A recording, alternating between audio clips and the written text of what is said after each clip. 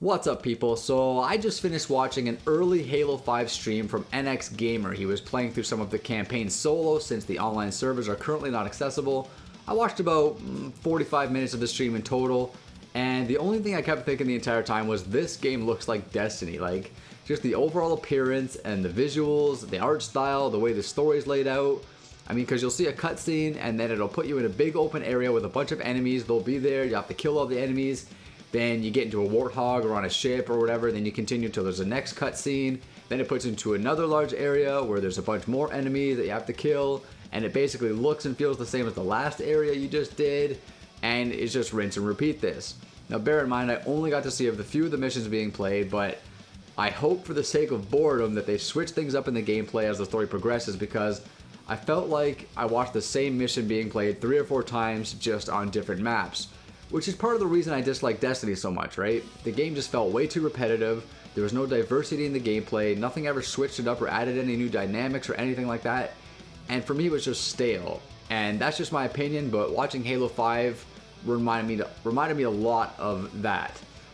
As far as the graphics go, it's pretty conflicting. I mean, the stream was low quality, it was only showing like 480p, so I'm not going to pass any official judgment, but it's clear that the cutscenes are like twice as nice looking as the gameplay itself. And if I had to guess, I would say the cutscenes are probably running at 1080-30 or maybe 930, and the gameplay is running at 720-60. I know there's some dynamic resolution stuff going on, but to me, based on what I can see and the level of detail that was there, that's what it seemed like to me. Now while playing the game, NX was giving his impressions, and basically in a nutshell, it sounded like he wasn't very impressed with the game, but it's still a fun game. And that might sound like a contradiction, but there were parts where he was sharing negative opinions on the visuals. He was saying he wished they aimed for higher visual quality and just made the game 30 frames per second on single player. He said something about feeling like it's not a big step up from Halo 4 and that it doesn't feel like a true next-gen experience. And I'm just paraphrasing him here, these aren't direct quotes, but overall he seemed to be not very impressed by the game itself, although he still seemed to be having a good time playing it. He was enjoying himself, and I mean, that's what really counts, right? As long as the game's fun, then, I mean, who cares if it's a huge step up from its predecessor? Who cares if the graphics aren't mind-blowing?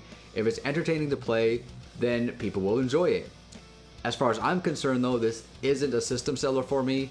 If there's people out there who have been holding off getting an Xbox One because they're waiting for Halo 5, that I'm not sure how happy those people are going to be if this is their first Xbox One experience.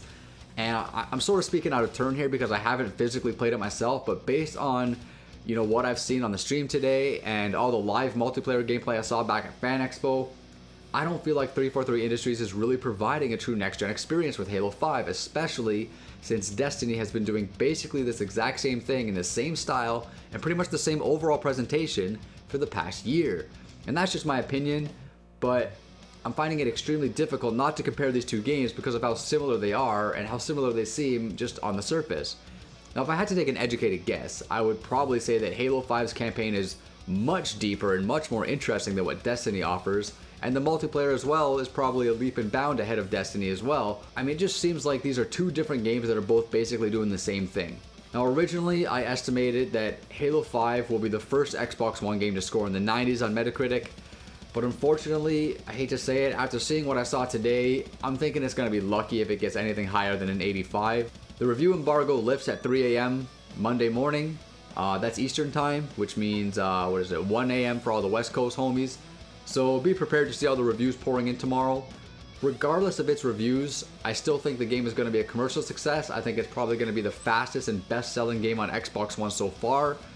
But that's going to be it for this video. I just wanted to share my thoughts on what I saw today, and you know, it would be interesting to know some of your opinions as well, whether you're Halo fans or not. You know, just tell me what you think about it. So drop a comment, leave a like, subscribe if you're new. I'm Vile Self. Until next time, villains. Later.